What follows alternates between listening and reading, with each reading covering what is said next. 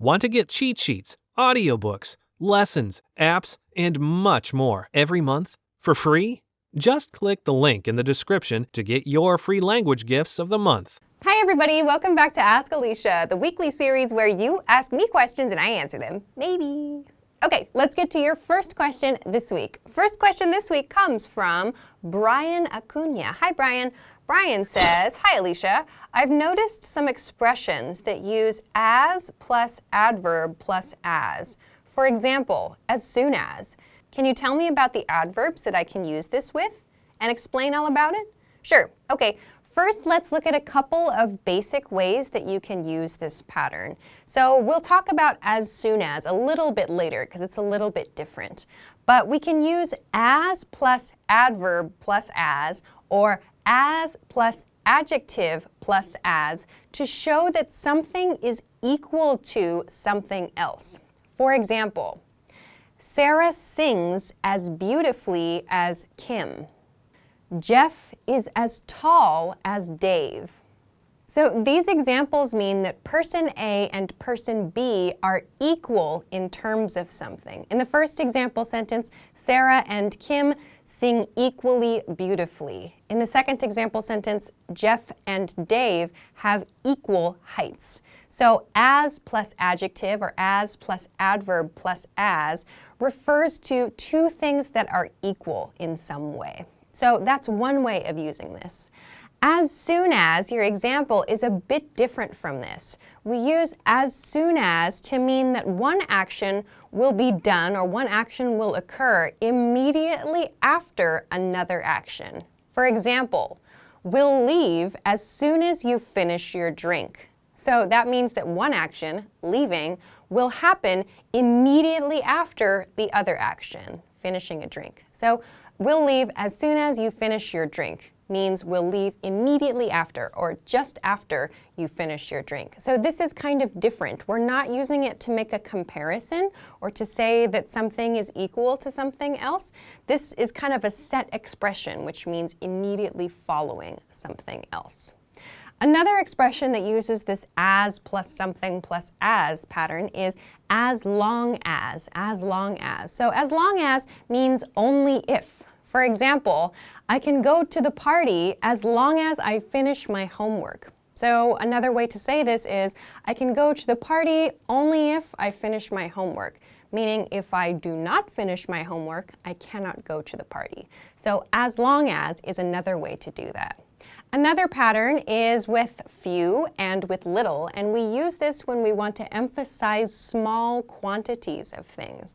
We use as few as or as little as. For example, as few as 60 people attended the seminar. As few as half of the students passed the class. And as few as 6 students attended the class. So this means that like 6 or 60 or whatever the number is was like a small amount compared to maybe what was expected. So we use as few as or as little as to express that.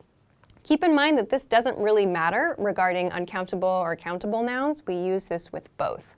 On the other hand, when you want to talk about large amounts of things, you can use as many as to do that. So for example, as many as 1,000 people volunteered for the event, or as many as 60 students entered to win the contest. So that kind of emphasizes that a large amount, or perhaps more of something than expected, happened or occurred. As much as is another expression that follows this as something as pattern, but as much as has some different uses than as many as. We can use as much as to refer to something that is equal, as I talked about at the very beginning to this answer, as in she earns as much as he does, or she drinks as much wine as he does, so that refers to equal amounts of something. We can also use it to talk about like activities we enjoy or activities we feel something for. For example, he likes cooking as much as he likes watching movies, so that expresses equality. There's also one kind of strange use of as much as, which is in examples like, as much as I like the new guy at the office, I don't think he's going to stay at the company long. Or, as much as I want to go to that new restaurant, I don't have a budget for it this week.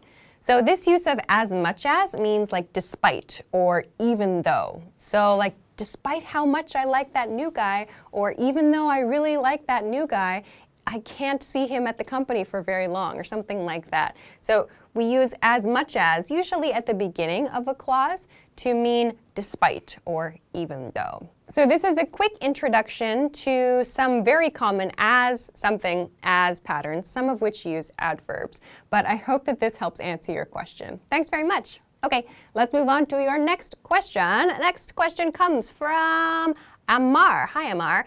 Amar says, hi, Alisha. Is there any difference between these, day by day and by the day, minute by minute and by the minute, hour by hour and by the hour?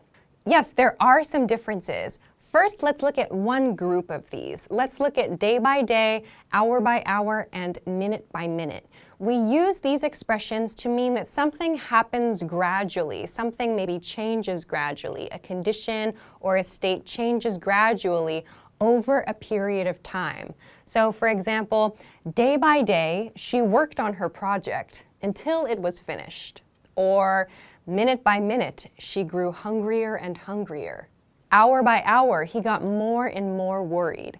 So each of these expressions shows how much time passed, like what was the length of time of that activity. In the first example sentence, day by day, it means that she worked on her project over a period of days. In the second example sentence, over several minutes, she grew hungrier and hungrier.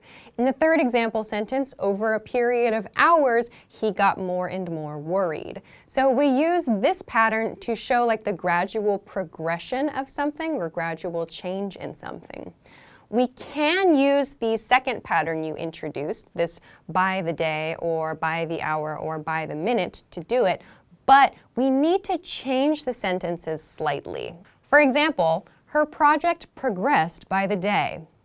She grew hungrier by the minute. He became more and more worried by the hour. So when you're using this by the day or by the minute or by the hour pattern, you need to make sure that the subject of your sentence is the thing that is changing.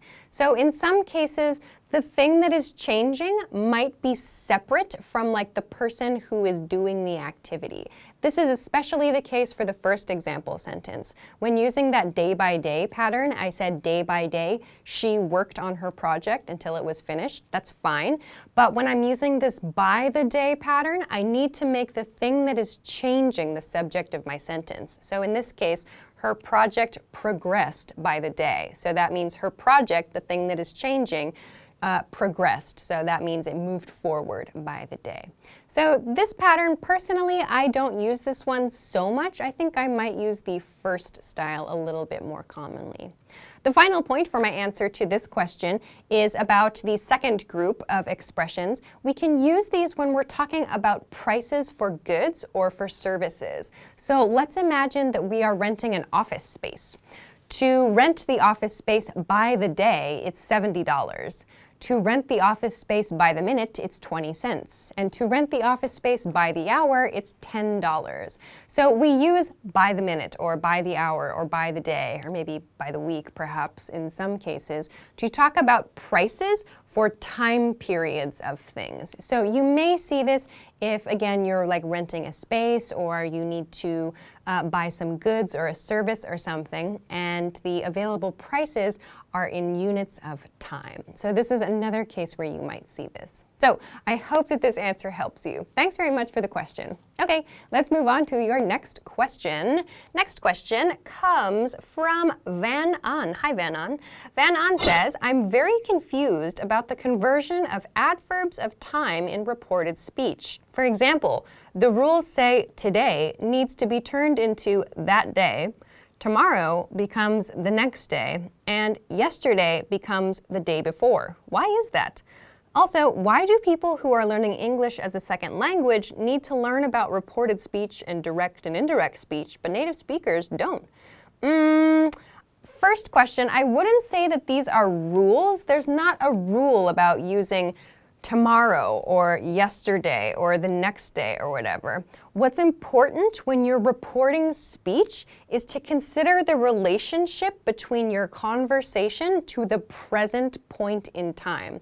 So, for example, if you and I had a conversation before I started recording this video about like some plan we have for 2 days in the future, and then I want to report that to our mutual friend the next day, so tomorrow, now, I would say, hey, I talked to Van yesterday, or Van told me about this yesterday, or I want to talk to you about tomorrow's plan. I talked to Van about it yesterday.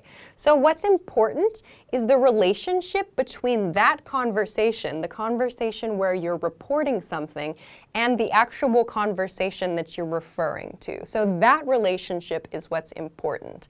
So I wouldn't say like the next day. I would say tomorrow, because it's quite natural. It is natural to use the next day if it's like something that was in the past, or it's not easy to use tomorrow or yesterday. So if we think about a different example, like if I want to talk about a meeting that happened 2 weeks ago, then I would probably use that day or the next day. So for example, I could say, on that day, my manager said my project was a great success. The next day, I received a promotion. So in that case, on that day refers to the day of the meeting. So maybe I don't need to be specific. Then the next day refers to the day following the meeting. I cannot use tomorrow in that case because tomorrow is referencing only the day after the present. So tomorrow has a very specific use. The next day refers to the next day in the story. So we can't use tomorrow or yesterday loosely. We can use the next day or the day before or the day prior to talk about like past events or even future events as well too. But tomorrow, today, and yesterday are very like constrained, so it's kind of strict, our use of those. We need to use those when referring to the present point in time. So please keep this in mind. So don't worry about like following a specific rule for reporting speech in this way. Think about your relationship to the conversation you're having now and the conversation about which you are reporting. That's what's important here. So this will get easier with time and with practice. And if it's helpful, you might take a look at a calendar while you try to think about how to report speech, and it might kind of help you visualize how to explain things in the best way.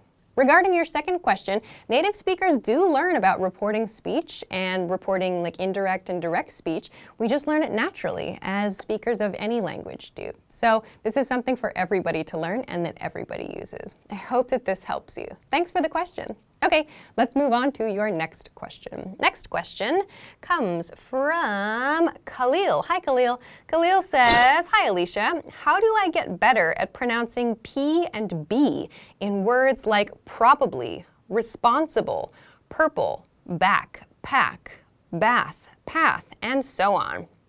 Well, you already know that these letters or these sounds are challenging for you, so the next step really is to practice. I would say when you practice pronunciation too, if it's something that you can't quite get the hang of, like you feel like you're trying really hard but you can't quite make the sound, try practicing a bit in front of a mirror and look at the way a native speaker says those sounds. So Google or find on YouTube a video of someone saying these sounds. So it's not just listening, but you want to actually see someone making these sounds and try to make your mouth make the same motions as the native speaker. So this might feel a little bit uncomfortable at first. Like when I teach pronunciation lessons with my students, they feel like a little uncomfortable or they laugh because we have to use like sounds in English that they don't use in their native language, and it feels strange to them.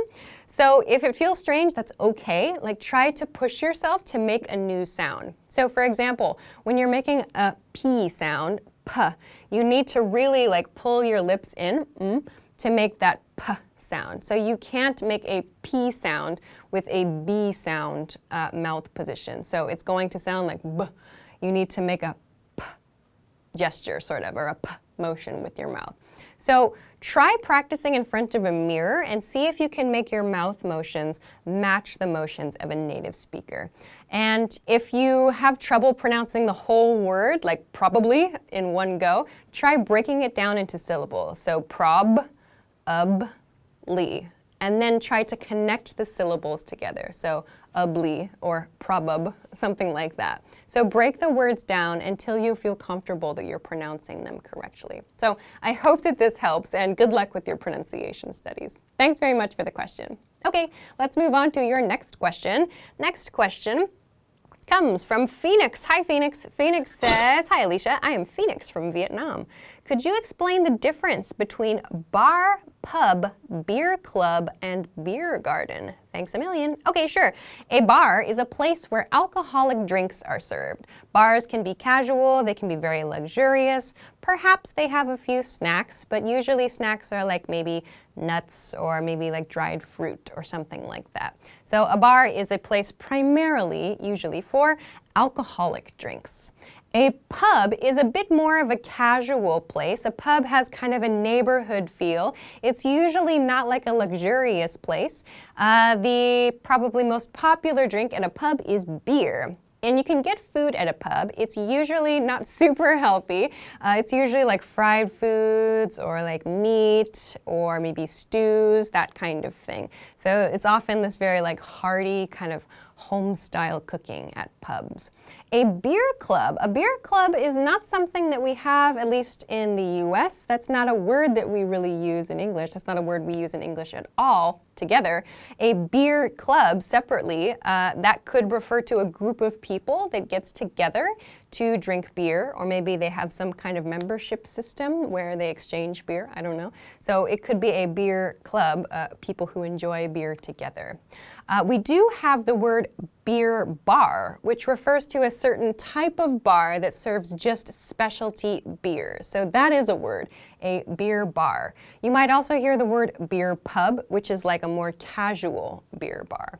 Finally, a beer garden is a place outside, usually at like a festival or some other kind of event, where people can drink beer outside. So it's just like kind of like what it sounds. You can usually drink beer in like a grassy area outside. So that's called a beer garden. I hope that this helps you. Thanks very much for the question.